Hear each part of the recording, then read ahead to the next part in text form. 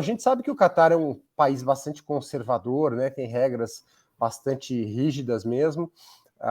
Por exemplo, relações homossexuais lá são proibidas, são consideradas crime, né?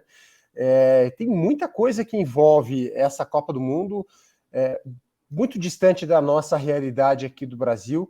Queria que você comentasse um pouco dessas polêmicas aí que a gente tem no Catar, a gente vai listando, mas se a gente for começar a falar, por exemplo, o torcedor brasileiro vai assistir a Copa lá no Catar, acha que vai num bar comprar uma cerveja. Pode ou não pode? Não é que o álcool seja proibido, né? Mas ele é bastante restrito lá no Catar. Geralmente só é vendido em hotéis internacionais e é um preço altíssimo, né? Eu estava pesquisando, a população local que queira comprar uma garrafa de bebida alcoólica, ela pode, mas ela tem que se registrar no governo, passar por todo um processo de burocracia, né, para poder comprar o álcool, e o torcedor brasileiro ele vai poder beber no Fan Festival da FIFA, na Fan Fest, né, da FIFA. Vai ser um espaço assim de liberação do álcool. Não vai ser liberado o dia todo, vai ter alguns horários específicos ali em que se pode beber ou não, mas é certamente uma restrição que os torcedores que vão para a Copa têm que estar cientes que vai existir. Uhum. Não vai ser como as outras Copas, né? Em que se vendia cerveja nos estádios, por exemplo, não vai ter nada disso. Certo, Júlio. E vão ter algumas ilhas, né, entre aspas, onde o consumo é liberado, né? Como você falou, a FanFest vai ser uma, mas tem alguns locais em períodos pré-determinados onde vai ser possível pagar lá seus R$ 75 por uma lata de cerveja.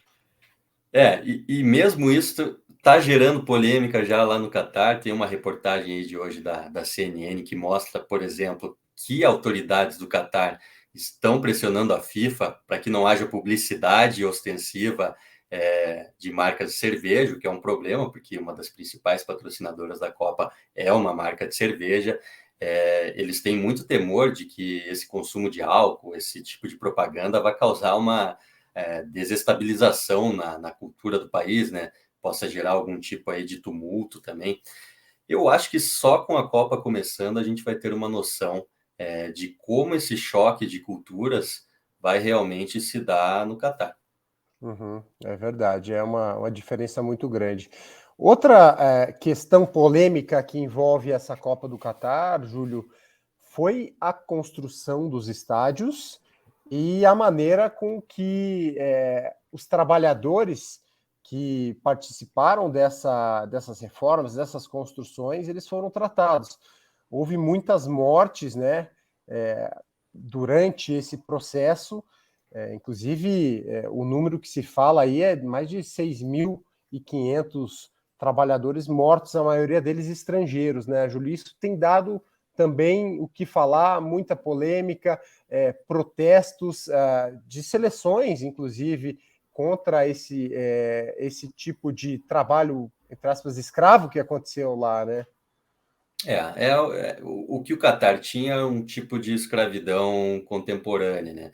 Na verdade, é um sistema antigo que eles utilizam lá de trabalho, em que o trabalhador migrante ele chega no Catar e ele fica muito dependente do patrão.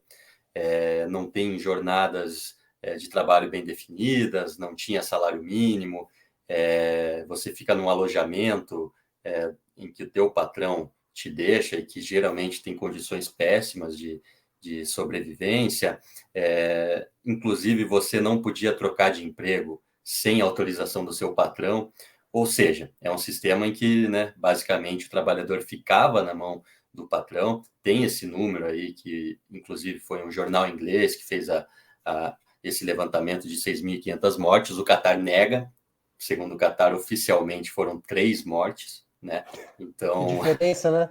há uma disparidade grande aí, mas assim, vale lembrar também que no ano passado, após muita pressão internacional, o Catar aboliu essa lei, esse sistema de trabalho, mas depois que tudo estava construído, né?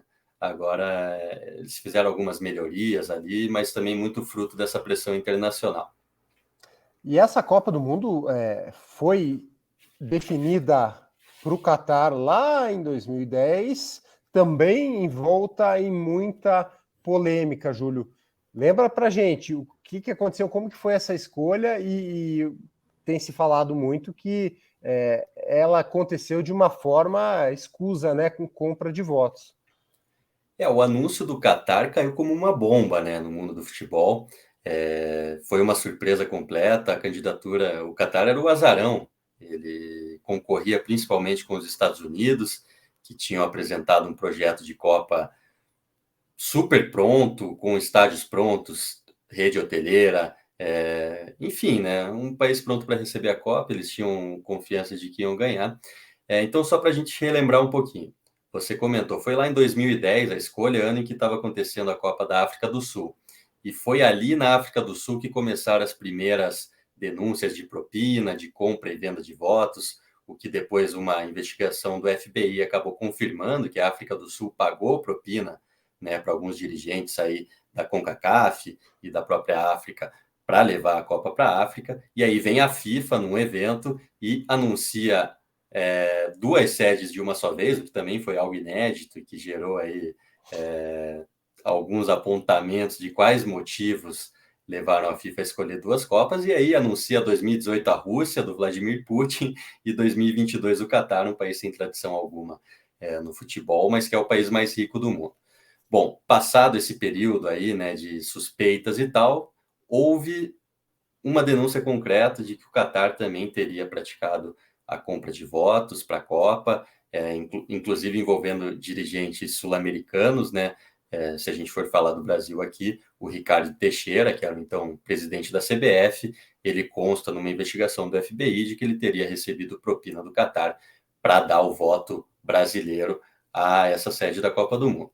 Muita gente colocou em dúvida se a Copa ia ou não acontecer. Houve muita pressão internacional até para que a FIFA mudasse de opinião, mas a verdade é que o castelo da FIFA desmoronou, o Blatter foi afastado, o Jerome Valk foi afastado, na UEFA o Platini foi afastado, veio o Infantino, que é também suíço, e a Copa vai acontecer no Catar, mesmo com todas essas denúncias, polêmicas, investigações.